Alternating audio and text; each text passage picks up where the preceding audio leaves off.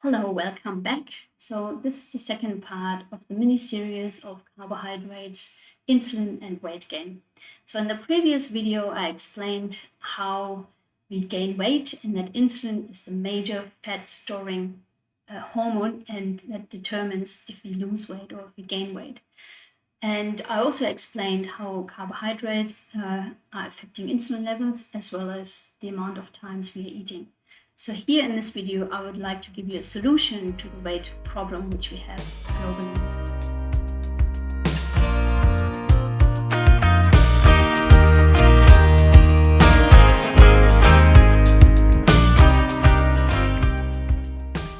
Okay, and here again, this is no individual medical advice. It's only for educational purposes.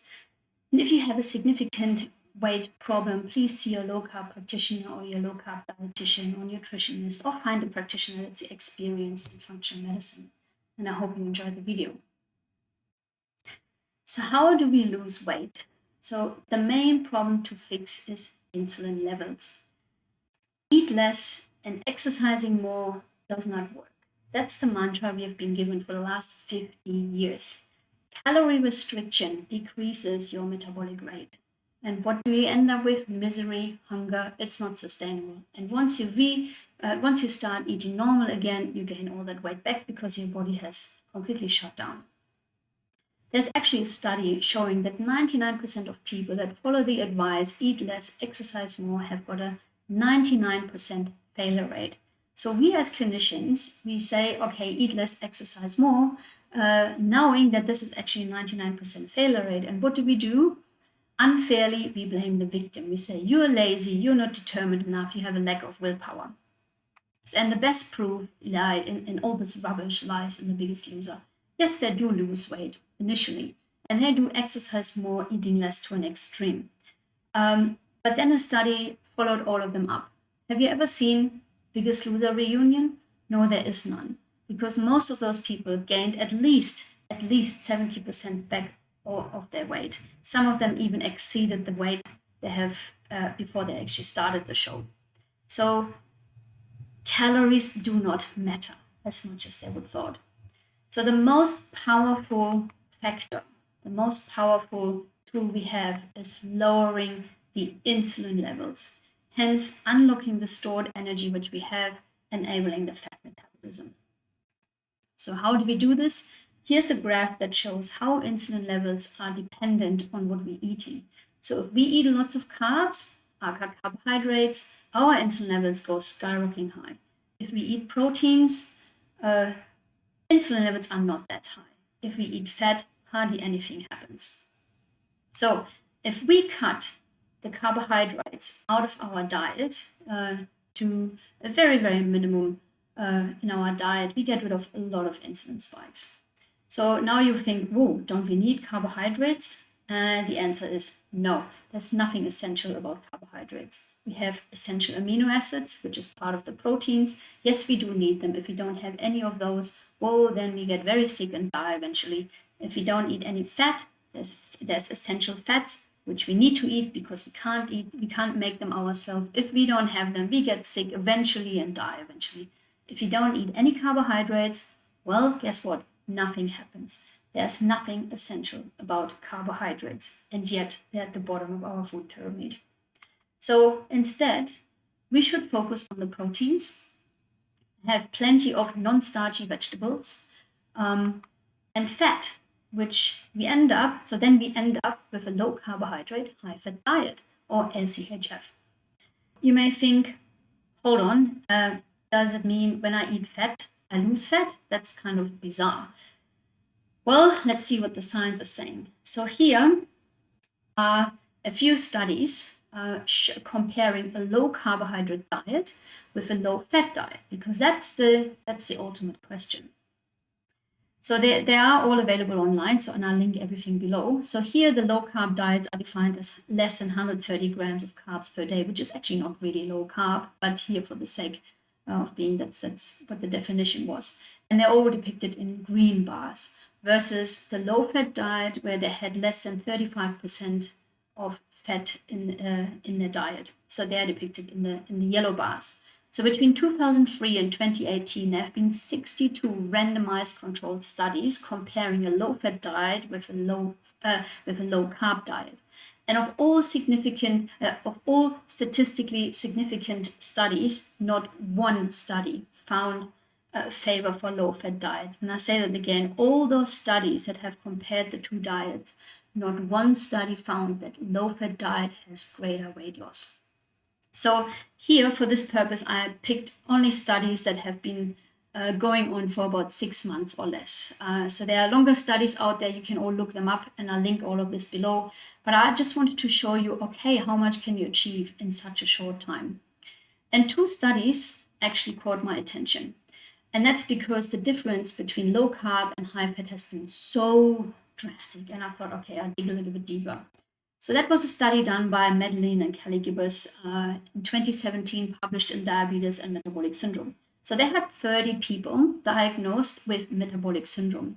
So one group had a ketogenic diet. It wasn't specifically said how low the carbs have been, but I suppose it's below 50 grams because ketogenic diets are usually below 50 grams of carbs a day. And these people did no exercises. So they had lots of fat in their diet and they didn't do any exercises. And the other group, the control group, did exercises and they followed a standard American diet, which is usually low in fat and high in carbohydrates. So you can see the results. So the weight loss was significantly higher in the low carb group than it was in the low fat group. Not only that, they improved significantly their HbA1c levels and their lipid profiles. So eating fat does actually increase your lipid profiles. Here's another study. And I found it very interesting because the difference between low carb and high fat was very significant as well. So that was done by Amy Boss, published in Nutrition and Metabolism, where they studied the effects of weight loss and metabolic marker on the very low carb diet. So they had 40 people, 20 people in each group. So all of them have been between the age of 60 and 75. They have all been obese. They all had a BMI between 30 and 40, and they all had a sedentary lifestyle. So in the very low carb group, they had a diet made of 10% of carbs, 25% proteins, and 65% fat. Versus the low fat diet, they had 55% carbs, 25% proteins, and less than 20% fat. So the difference is immense. So these groups, they had lots and lots of fat, they had hardly any fat, but lots of carbs. So there have been isocaloric diets. It means the calories have been exactly the same in both groups, and they both have been monitored by a dietitian to make sure everything goes correctly. They have been followed up after 8 weeks, and what are the results? So on the bars, you can see the weight loss on the high fat group was significantly more than the weight loss on the low fat group. So there also, the high fat group significantly increased muscle mass. They had much better insulin sensitivity. They increased the HDL, which is the good cholesterol. They decreased the fasting insulin levels. So they had lots of fat and they decreased the insulin levels. And their triglycerides decreased as well. Triglycerides are dangerous molecules. They basically are the nail in your coffin. So the bottom line is fat is not making you more fat. The problem has always been the amount of carbohydrates. It was never the fat. We entered this era of total fat phobia in the 50s because people thought, okay, if you're fat, it must be the fat. That was the logical conclusion. So what else can we do? Basically lose weight. So this is our current eating pattern. We are supposed to eat 3 meals a day and snacks in between. So breakfast, snack, lunch, snack, dinner, snack. So, and coupled with that, all the snacks are rich in carbohydrates. So the insulin levels are always elevated throughout the day. We are in a constant state of storing. And then the snacks that are available nowadays, they're highly insulinogenic, which means they are highly, highly fattening, especially the refined carbohydrates. So the goal for weight loss is basically increasing the time of fat burning, allowing the access to your stores. The most powerful tool in your lifestyle is the time of not eating. You don't store fat and burn it at the same time, because the body is only exists in two states. It's the fat state, where you have more energy than you can immediately burn, which triggers insulin, which triggers fat storage. Or the fasting state, where insulin drops and the storage process is in reverse, and you're actually utilizing the energy which is there for the taking. So if feeding and fasting is imbalanced, there's technically no problem. But in our nowadays society, it's completely gotten out of control, especially with all the high carb foods and processed foods and the six small meals a day. So, and if you're on a low carb, high fat diet, most people are not that hungry anyway. So if you're afraid of and seeing this thinking, oh my God, 2 meals a day, if many people are actually only on 1 meal a day, because a diet high in proteins and fat just don't make you feel hungry all the time, because your reward center in your brain is not constantly stimulated as if you would eat carbohydrates, but that's a different topic. So let's have a look at the science. So I only chose one study here, and that's a study that basically looked at intermittent fasting or time-restricted eating. So this study was done by Wilkinson in 2020. So they had 19 people with metabolic syndrome, and they could eat whatever they like. So in this study, there was no comparison between low carb and high fat.